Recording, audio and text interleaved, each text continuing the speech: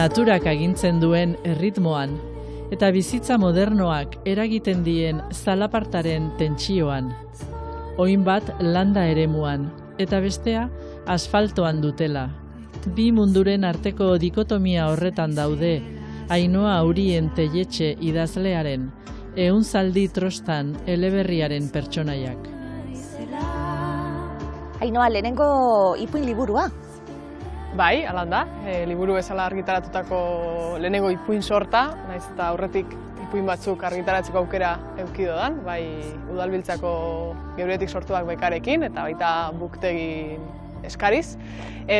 Baina bai, liburu ezela indako lehenengoa, eta, esperientzia polita, bai.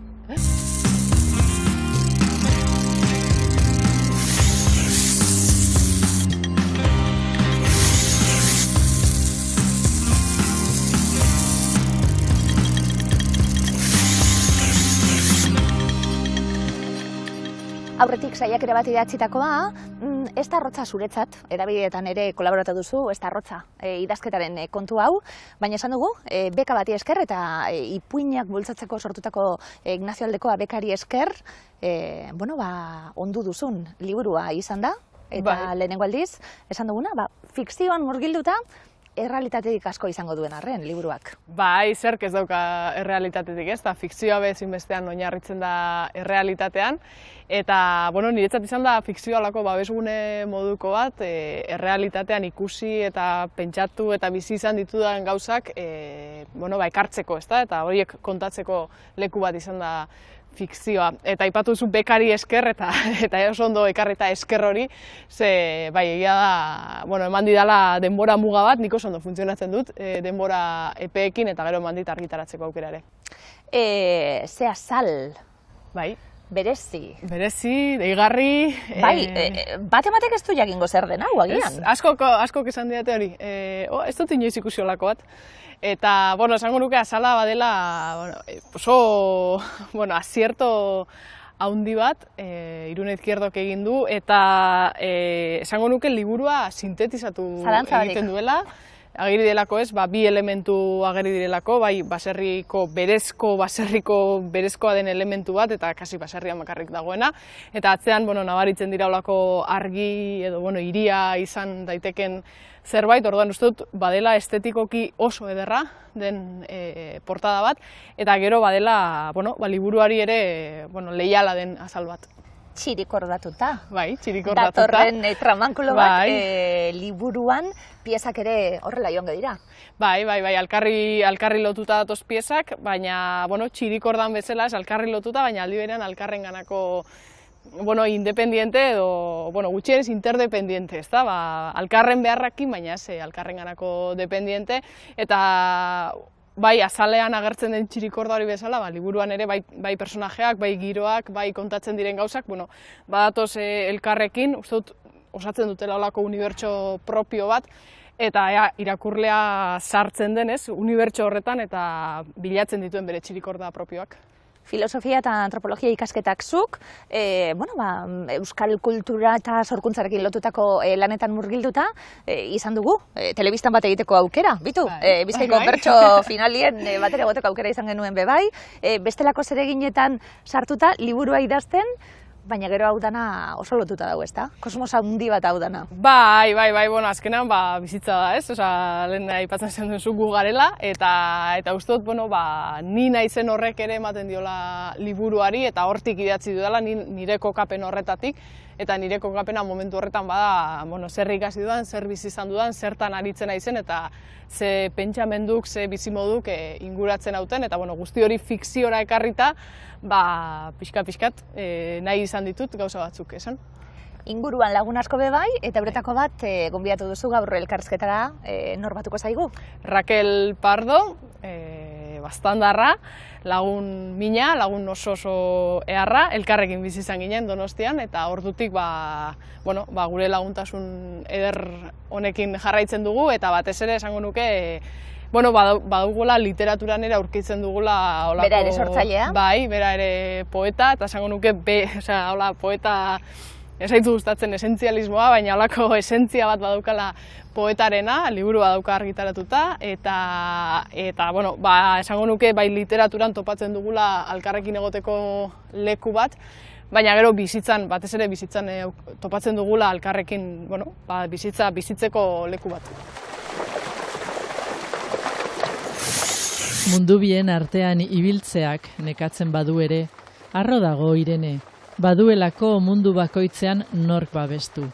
Eta lasai dago, oraindik ere, barruan, 100 zaldi trostan daramatzalako, mundu batetik besterako errepidean. Aino 100 zaldi trostan, bueno, ikusiko ditugu, zaldiren batzuk trostan segurazki emetik, batek burrun bederratatzen du 100 askotxu. Bai, esango nuke batek, holako sotiltasun bat ataratzen dagoela, eta imaginatu nahiko nuke, ez dut eukin aukerarik entzuteko, 100ek zenbat aterako leukien, 100 zaldi trostan, eta pixkat, bueno, irudi horri jarraika sortutako titulu bat izan zen, imaginatu nahian 100 zaldi trostan, ze zara eta ze burrunba etarako leukien, eta batez ere uste dut mugimendua sugeritzen dauela, irudi horrek, eta uste dut liburue mugimenduan dauela, eta mugimendu hori ekarri nahi neban titulora. Mugimendua adierazten dau, baina adierazten du bai, bueno, zeozer aldatzen dabilena, zeozer nahiz eta entzun nahi ez dugun hortxe dagoena, eta entzun behar duguna, azkenien, apurtxu bete izango dalako pertsonaia nagusiak barruan sentituko duen dardara hori. Bai, pertsonaia nagusia, edo pixka liburua ardazten dauen personaje hori bada azkenean 100 zaldi trostan daramatzana, ez da?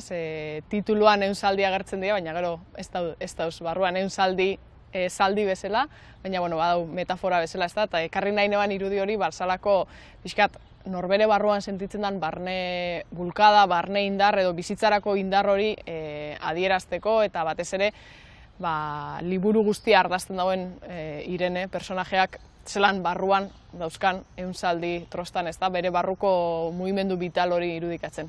Animaliak egongo dira? Asko. Eta eskaintza zederra be bai, etxeko animalia guzti, baina batez be katuei. Katuei, bai, beti katuei.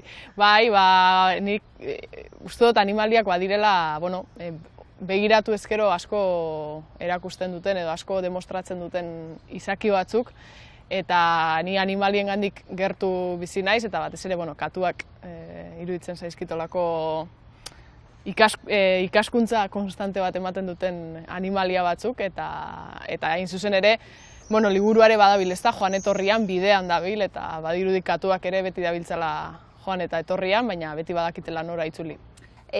Itzultzen die, katuek, baina apurtxu bet, ez dakigu oso ondo bez, baina eurek nahi dutenean, eurek nahi dutenen gana, eta apurtxu bet behar izan hoiek kudeatzen oso ondo dakiten animaliak dira, ustez, egongo da, apur bat horretatik pertsonaietan, ipuinetan. Bai, izango nuke katuak askotan hartzen dugu zela nahi duten, egiten duten animaliatzat, igual ez dutelako egiten guk egitea nahiko genukena. Ez da guk nahiko genuke beraiek igual beste era batera jokatzea gurekin, baina pixkat libretik ibiltzen dira, eta hor askotan agertzen da katuen libertade hori, ez da, eta esango nuke hori personaietara ere trasladatu daitekela nahiko ondo, eta horregatik ere animaliak bai tituluan eta bai liburuaren barruan balio izan didate gure arteko harremanei begiratzeko. 7 ipuin, 7 narrazio labur, txirikordatuta euren artien, pena ematen duelako hau esatea elkarrizketa baten, baina ederra dabe bai, hartzen duenean irakurleak liburua esaten duelako, eta hau, lotuta dauden ipuinak euren artien, naiz eta independenteak izan, baina gustatzen zaizkit neuri behintzet onelako pelikulak eta onelako liburuek eta pertsonaiak gurutzatuko zaizkigu, batzutan protagonistak izango dira, beste batzutan, bazterran egongo dira, bazterrago, izan da, apurtxu bete jolasa eta jokua, baina oinarrian pertsonaia bat esan dugu eta hasierako ipuina. Hortik abiatuta ulertuko dugu guztia. Bai, hortik abiatuta pentsatu nuelako liburua eta hortik abiatuta idatzi nuelako, ezta? Lehenengo ipuinak liburuaren izenburu bera darama, eta bueno, ikusi nuen ipuin horrekin, idatzi nuen lehenengoa izan zen, eta sortzen zela halako unibertso bat, elementu asko zeudena, pertsonaia asko zeudena, eta elementu eta pertsonaia horietako batzuk merezi zutela, edo, bueno, behintzat, egon zitekeela hor beste ipuin bat ez, beraiei eskainia, edo elementu eta pertsonaia eta izaki horiek gehiago garatuta sor zitezkeela ipuinak, eta bueno, modu horretan bada ipuinak ere elkarrezketan jartzeko modu bat, nahiz eta hori, esan duzun bezala, ipuinak ero autonomoak diren eta nork bere esanahia daukan, ezta? Baina, bueno, badaude loturak eta uste dut irakurleak ere hor lotura horietan bilatuko duela zerbait. Titulu horiek, ipuinen tituluek oso politak dira, oso poetikoak dira, esan dugu eunzaldi trostan lehenengue, marrazkitsu bategaz datoz, gero zita bat, onelako kontuak maite ditugunok, bueno, liburua badalako polita alde horretatik bai, zita ezberdinak, autore ezberdinak, eta purtsuet kokatzen lagunduko digutenak ipuina, nondik nora joango den? Bai, bueno, nik baneukan gogoa liburua idazteko, eta, bueno, alik eta modurik ederrenean, eta onenean esateko esan nahi nituen gauzak, baina gero liburua bera zaintzeko ere bai, ezta? Eta prozesu guzti hori zaintzeko, eta, bueno, detaile txiki horiek, eta beste arte disiplina batzutatik datozen detaile horiek ekartzeak, uste dut ematen diola liburuari kariñoz egindako artefaktu baten itxura, eta marrazkiak aitan egoinik egin ditu, lagun handi bat eta ilustratzaile oso on bat, eta bueno, lagundu didate marrazki horiek ere idatzitan euskan ipuin horiei bestera batera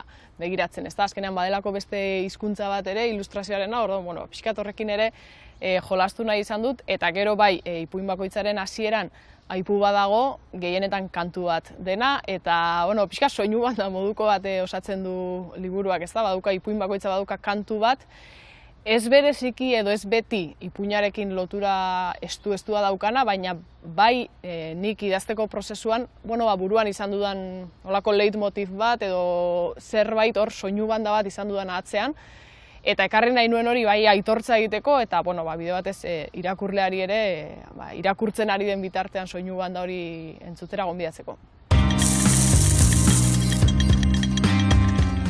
Beraz, aipatu nahi dudan liburua, erdaraz egina da, Julien Duy batek egina, eta aipatzen duen gaia kosmogonia da. Kosmogonia mundu osoan. Edileak oso ondi ezagutzen du hemengo kosmogonia eta bereziki itoinak, hemengo izar multzo baten historioa. Esplikatzen du biziki ondi erranez hain zuzen, historio hori, mito hori galdu dela Europa Rusian, salbu Euskal Herrian eta ondorioak ateratzen ditu. Beraz, unkitzen gaitu ere bai zuzenki, baina oro har mundua du ikertzen eta gauza bat egiten du.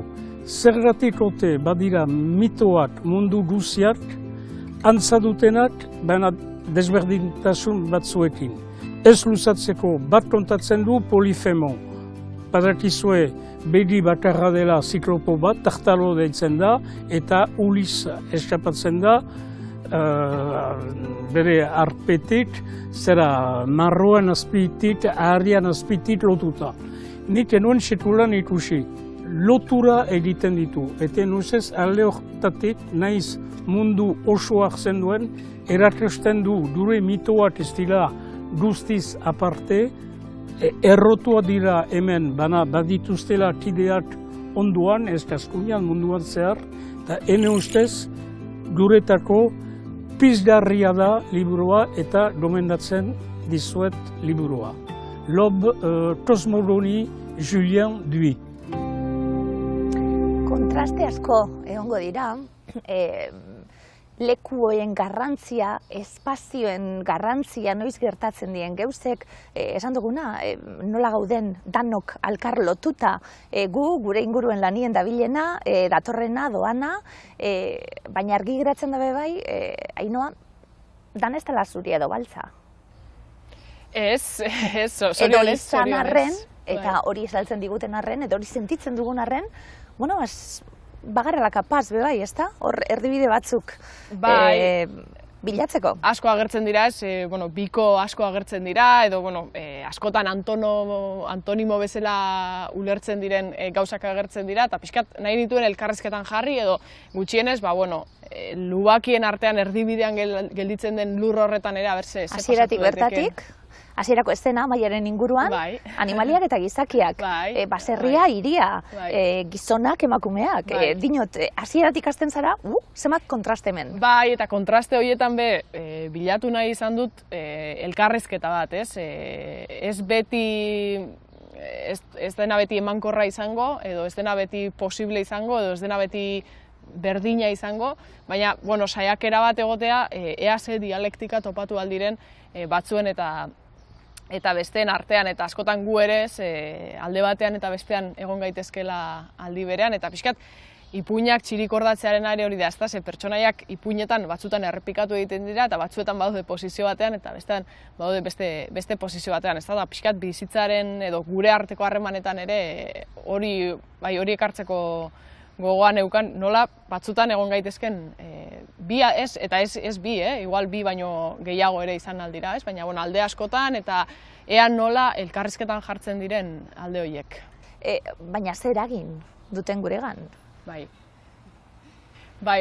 eta Eta ze zaila izan daiteken konformatzen ez pasara, egokitu zaizunarekin ze zaila izan daiteken hortik ateratzi bai? Bai, klaro, gero zuri egokitzen zaizun edo zu zauden posizio hori ere ez da beti zuk aukeratu duzuna edo zure borondatez dagoena, ez? Badaude gero baldintza eta faktore material pilo bat, zure posizioa erabakitzen dutenak, ez da dena borondate librekoa. Eta pixkat horiei ere erreparatu, ez? Nola sistemaren edo gizartearen faktoreek eta baldintzapenek ere eragiten duten pertsona batzuk posizio batean edo beste batean egotea, eta pixkat engranaje guzti horri ere begiratu behar zaiola, eta ez hainbeste norbanakoaren posiziotik ulertu gauzak, ez? Baizik, pixkat Ani Ernok ere esaten zuen, ez? Autosoziobiografia aldarrikatzen zuenean, nola hitz egin daiteken norberari buruz, baina aldi berean nola kontatu daiteken norberari buruz, baina aldi berean guztioi buruz hitz egin, ezta? Eta pixkat ere hori da, horra agertzen dira pertsonaia konkretuak posizio konkretutan, baina, klaro, pertsonaia horien posizioak engranaje oso batek erabaki eta eusten ditu, eta pixkat horiei begiratzea ere bazen egin nahi nuena. Kontakizuna, Ainhoa narratzaile baten eskutik, joango zaigu, eta esan duguna askotan eszenak izango dira, sentimentuak izango dira, azpigaiak egongo dira, pertsonaia bakoitzak berea ekarriko duelako, batzuk etorkinak izango dira, beste batzuk etxean jaiotakoak ez dira izango, beste batzuk zarragoak izango dira, beste batzuk gazteagoak izango dira, eta bar, salbuespen pare bat. Egongo da, 3. pertsonan datorren narratzaile horri aurre egingo dion salbuespen pare bat ipuinetan, baina bada, ez dakit, kontakizun klasiko bat, klasiko izan arren, ez izan arren, baina irakurlea sartuko da eta eramango gaituzu. Posten naiz hori lortzen badute, asko postuko naiz, bai, uste dut badaudela personaje mota asko ipuinean zehar, ez? Zuk aipatu dituzun horiek, bai, eta uste dut irakurle anitz eta perfil askotako irakurleak modu diferentetan eta leku diferentetan identifikatuta edo gutxienez, hurbiltasun bat sentitu dezaketela, bai igual batzuetan baserri giroko gauzetan, beste batzuetan hiri edo giro urbanoagoetan, beste batzuetan animaliei lotutako hagoetan, sartzaroa, agertzen dira hor hainbat. Eta gero uste dut ere pertsonaiak batzuetan agertzen direla, batzuk protagonista bezala, gero bigarren mailako pertsonaia bezala, eta hori ere bada, ahalegin bat izan da irakurlea gonbidatzeko norbere zilborretik begira desplazatzera, eta nahiz eta nire bizitzaren erdigunean egon, haratago dagoen pertsona horrek ere badauka bere bizitzaren erdigunea, eta pixkat pertsonaiak elkar aldatuz eta pertsonaien garrantzia ipuin desberdinetan aldatuz doan heinean, uste dut pixkat desplazamendu hori ere egin dezakela irakurleak. Karmele Mitxelenaren Zoriona edo antzeko zerbait, enuen aldez aurretik ezagutzen Karmele eta bere obra, baina lagun batek gomendatuta irakurri nuen eta egia esan lehenengo horretik harrapatu ninduen. Iruditzen zait, irakurlea oso ongi lortzen duela identifikatzea ez agian protagonistarekin, baina bai protagonistaren sentimenduekin eta binkulu emozional hori oso ongi lortzen duela, iruditzen zait, oso ondo idatzita dagoen eleberri zoragarria da. Bai, Hermann Hessen Siddhartha, da nire barneko arnazgunea. Dano ditugu krisiak. Ez egite existentziala diren edo ez, berdin dit, baina krisiak badira. Ez dira esetan txarrak izan behar, baina krisia dagoen bakoitzean tomatierrak egin beharra dagoela uste dut, ezta? Hor, euskarriak bilatu beharra daukat ni bentsat. Eta Siddharthak hori eskaintzen dit. Egia da Siddhartha badela, ez? Begirada espiritual potente bat daukan liburua da, eta nik olakoetan sartuta urten egiten dut. Saiatzen naiz aprobetxatzen niretzako baliagarria diren elementu horiek, saiatzen naiz neure egiten, eta hortik neu hasten. Eta egia aitortu behar balin badut, Siddhartha urtean behin o bitan begiratu eta irakurtzen duan liburua da. Horrek esan nahi duana da, nire krisiak urtean behin edo bitan egon, ohi direla. Nik aukeratu dut Mary Shelleyren Frankenstein edo Prometeo modernoa. Hain zuzen ere, esonagarria iruditzen zait, orain dela 215 urte, 18 urteko neska batek liburu hau idaztea, nola liteke hain ondo harrapatzea funtsezko egia bat edo hainbeste denbora pasa eta gero, oraindik ere erabat gaurkotasunezkoa gertatzeko moduan. Horregatik aukeratu dut liburu hau. Historia denok ezagutzen dugu. Zientzialari batek hildako pertsonen arabakiz egiten du izaki bat eta bizi hartzen duenean izutu egiten da. Eta, bueno, bitxia da, ez? 200 urteren bueltan, orain adimen artifizialaren testuinguru honetan, oso gaurkoa bezala gertatzen da liburu hau, eta nire ustez interesante izan irakurtzeko modukoa. Would you like one of my flowers? Patxada, zentzun ezazu nire istorioa amaierara arte. Eta erraz ulertuko duzu, zer dela eta nahi dudan gai hori isilean gorde. Lagunak aipatu eta Rakel batuko zaigu, eztabaidara hurbilean izan duzu. Bai, oso hurbilean eta oso alboan. Ze moduzkoa izaten da, lagun bateko nolako enkargua egiten dizunean? Bueno, plazer bat. Niretako izan da, bai liburuan zehar sormen prozesu hortan berakin egotea opari bat izan da, gaur hemen egotea ere bai, niretako ez da esfortzu handi bat, ez da zerbait suposatzen datena lan handi bat, ez? Plazerra handiz eta maitasuna handiz iten dutena, bai. Ze moduzko irakurketa egin duzu? Bueno, lehenbiziko irakurketa izan zen, noski, bera laguntzeko asmoz, zuzenketak eta planteatzeko eta ez, proposamenak eta bigarren irakurketa izan zen desberdina, plazerretik gehiago, ez, irakurle moduan hartzen duzun liburu bat bezala. Orduan, bueno, aski izan ditut bi irakurketa aski desberdin, ez, Ainoaren liburuarekin, bai. Pertsonaiak, esan dugu, liburua berezia da, ipuinei buruz horretan ari garelako, baina momentu baten, esan dugu bai, liburu oso moduan ere. Irakurri daitekela behin sartuta, eta unibertso horretan sartuta hasieratik amaierara goazelako. Bai, hori da. Uztartzen ditu gauza honitzainoak liburu honetan, ez? Halaren ikuste dut, badagola gauza bat importanteagoa definitzen duena liburu hau, eta bada Ainoak elkartzen dituela, dolantzen dituela, bi oinarri aski desberdin, ez? Alde batetik baduela edo lantzen duela estilo poetiko bat, arras berezkoa duena, betidanik, nik ezagutzen dutenetik, eta bertzalde hausnarketa filosofikoa ere sartzen duela, ez? Orduan bi hoien arteko jolas hortan, sortzen du narratiba propio bat, azkenean idazketa propio bat, dela gaur egun zerbait aski zaila, ez? Eta erronka bat suposatzen duena idazle moduan.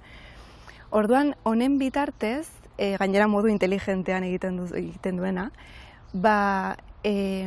lortzen du irakurla nolabait konektatzea kontatzen den horrekin, ez? Estilo poetiko horren bitartez, alderdi emozionale horrekin konektatzen du irakurlea, bai fisikoki ere erranen nuke badagola hor interpelazio bat, ez?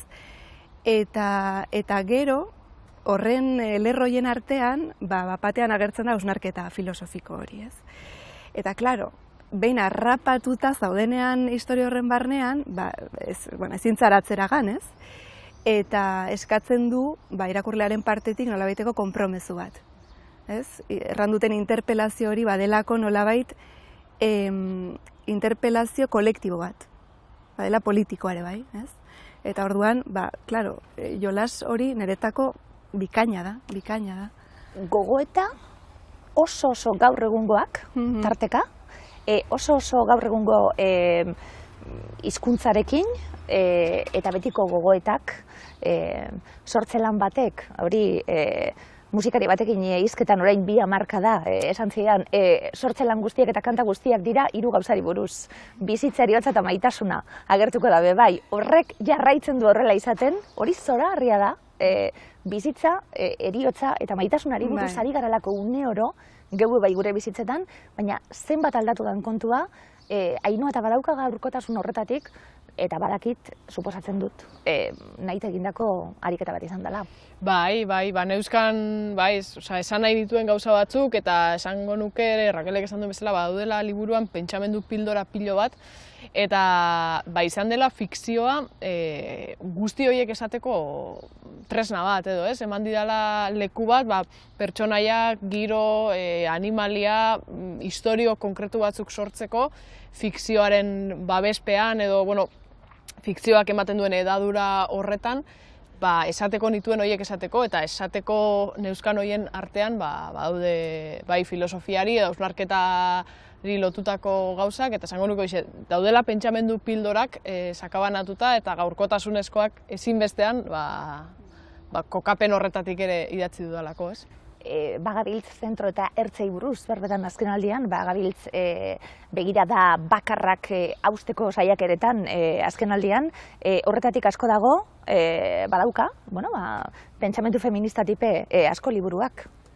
Bai, azken baten zeharkatzen hauten gauza guzti horiek ekarri nahi nituen, bai alde batetik hoien bidez ikasi dudalako, eta esango nuke pentsamendu feministatik asko daukala liburuak, nik hortik politizatu naizelako ere, eta hortik garatu dudalako asko nire pentsamendua, eta ekarri nahi nituen horiek, ez? Azken batean gaur egun ni izan personalki, izan gu kolektiboki, gure mundua zeharkatzen duten gauza asko ageri dira hor.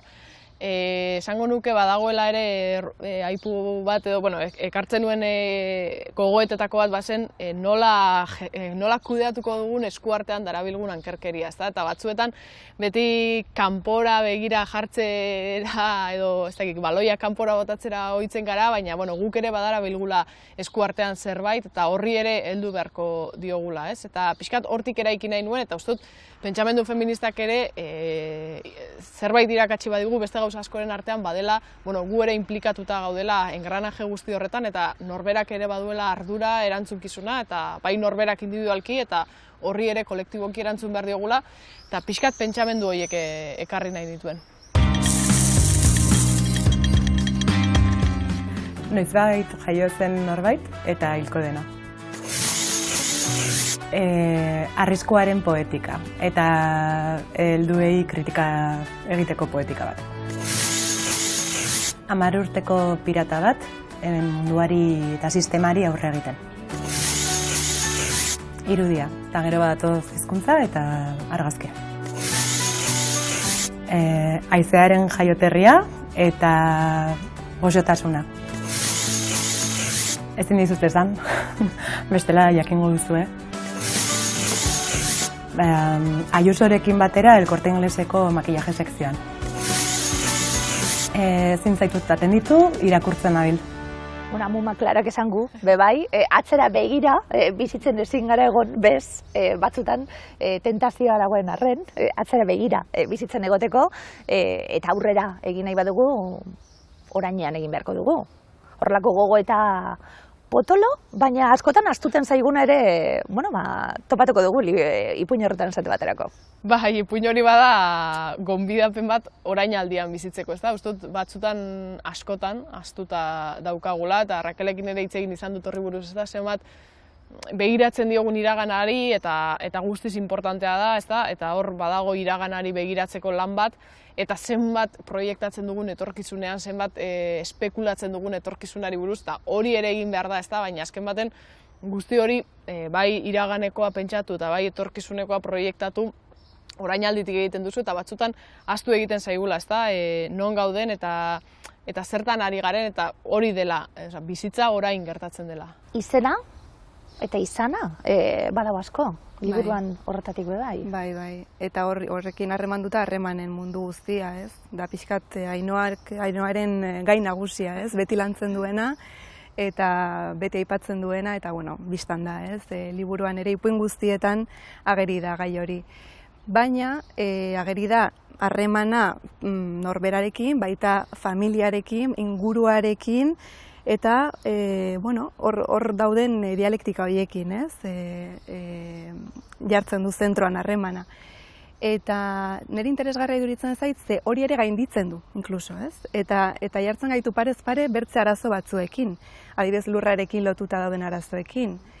Uste dut dela azken aurreko ipuina, atzera kontaketa bat katastrofera, uste dut okerrez banago, adibidez, ez? Ipuin horretan, hots narratiboan horrena da, animaliena. Claro, baino hor ze gertatzen da, ez? Egia da ipuina nahiko orokorra dela, ez dagoela kontestu konkretu batean sortua, baino horre gonbidatzen du irakurlea pixka eta hausnartzera bere errealitate propioaren inguruan, eta ikuste du dela importantena, ez? Ze, adibidez nire kasuan hori irakurri nuenean, zuzenki lotu nuen, baztanen bizitzen ari garen egoerarekin, ez? Dela, duela gutxi izan ziren duela egun batzuk auzipetuak, 7 baztandar, lurraren kontra eta baztandarren iritzien kontra doan proiektu baten aurka gertzagatik, ez? Eta, burura etortzen zitzaiten, noski baztango bertzain bat kasu, ez? Erdizekin gertatu izan dena, edo Arizkunen gertatu izan dena, betiko borroka horiek, ez? Lurrarekin harremanduak daudenak, eta uste dut baudela, lehen aipatu duten bezala, literaturan eman behar den zerbait, ez? Pentsaraztea, baina, klaro, hori ez da erreixa. Ez da erreixa. Berak egiten du hori deskribapen potente batzuen bitartez, erabilizitzak behar diren bezala, ez? Ideiak uztartuz, orduan pixkat hori ere agerian uzteko, ez? Garrantzitsua den literatura baita ere, nolabait ardura propioa mahai gainean jartzeko. Estil hori, esango nuke, oso arilkatuta dagoena, eta estilo hasieratik amaierara berbera dela, esango nuke, baina tarteka, esan duguna, eta propio sartutako ipuin hori, orain arte sorpresa moduan ez dudan aipatu, baina nahita sartuko zen nuena, noski, irakurleak esaten duelako, eta orain aterako naiz, baina berriro bueltatuko gara, gero berriro bueltatuko garalako, eta berriro bueltatuko gara gure bikote harremanera, eta zer gertatzen dan, eta minoiek eta bar, hor sartuta egon gara nien atera garalako eta gero bueltatzen gara barriro, baina estilo aldaket hori, tarteka Ainoa, erabiltzen dana, kontalarian orden kontutan izan da, eta zer kontatzen ari garen kontutan izan da, badaude aldaketak bai, eta hizkuntzari eta tonuari, eta indarrari, eta gozotasunari dagokionez. Bai, ezinbestean, ez? Azken baten, asko aipatzen dira harremanak ipuin guztietan zehar, eta askotan ipuin gehienetan tono antzeko baten daude, eta harremanak ez bagara zer gara, ezta? Baina, klaro, harremanak ere ulertuta askoz modu edatuagoan, eta ez bakarrik pertsonen arteko harremanak, eta horregatik ere animalien ipuina hor sartzearena, harremanak ere badoazelako haratago, ez? Badirelako gurekin mundua konpartitzen duten beste izaki, elementu, paisaje pilo batekin ze harreman dauzkagun, ezta? Eta horrek ere ematen dizkigula pistak jakiteko nor garen. Eta bai, animalien ipuin hori sartu nahi nuen, eta badakit hausten duela liburuaren marra, baina gero aldi berean, uste dut berriz ere ekartzen duela, ez? Badago hor, nola harremantzen garen gure artean, eta askotan gure arteko harremanek ze ondorio dauzkaten, haratago dagoen mundu baten, eta bazen ere, gonbidapen bat gure begirada antropozentrikoa altxatzeko, eta esateko, gu harremantzen gara gure artean, baina, klaro, gure arte hori ere badago beste mundu askoz zabalago baten kokatuta, askoz organikoago baten kokatuta. Geratu da, Ainoa, aurrera begira, ipuin gehiago, sortzelan gehiago, egiteko ideiarik, gogorik, Bueno, ideiak, ez dakit, ideak gero etortzen dira, baina gogoa da, eta Rakelekin ere askotan aipatu dudan gauza bat izan da, gure askotan izan ditugu ez elkarrizketak, publikatu edo ez publikatu, eta nik erabaki dut argitaratzea, berak ere poema liburu bat argitaratuta dauka, baina askotan izan dugun, ez dakit, eztabaida edo elkarrizketa izan da, argitaratzearen edo ez, eta beti, uste dut beti iristen garela ondorio igualera, ezta? Zu irla batean zu bakarri biziko bazina eta ez balego beste inor munduan, irakurlerik ez balego munduan, idatziko zenuke? Eta uste dut hori dela ez, gure galdera edo gure klabea, ezta? Eta orduan, pentsatzen dut ideiak etorriko direla, ze niretzat, nire bizitzaren parte bat bada idazketa, irakurketa ere bai, ez? Beste batzuk irakurtzea, beste batzuk entzutea, eta idaztea ere bai. Gero ideia horiek nola garatuko diren, ze formatu hartuko duten, ze forma noraino iritsiko diren, ez dakit, ez nuke jakingo esaten. Pentsatzen dut etorriko direla eta liburu hau osatzeko izan dudan ekosistema guztiakin eta horako lagunen laguntzarekin, seguramente aterako dira gehiago, baina, orain dagoenarekin, egon. Goi mailako politikariak eta behe mailako kriminalak elkartu ditu idazleak josi duen errealitate paralelo honetan. Humorez, lotsagabekeriaz eta egileak berak sortutako kaleko argotaz bustia. Amatasunak dakartzan bizipenetik eta kontu praktikoen ikuspegitik idatzitako poema liburua. Ark dakarren edertasunari lotuta doazen loien edertzeko ariketa poetikoa.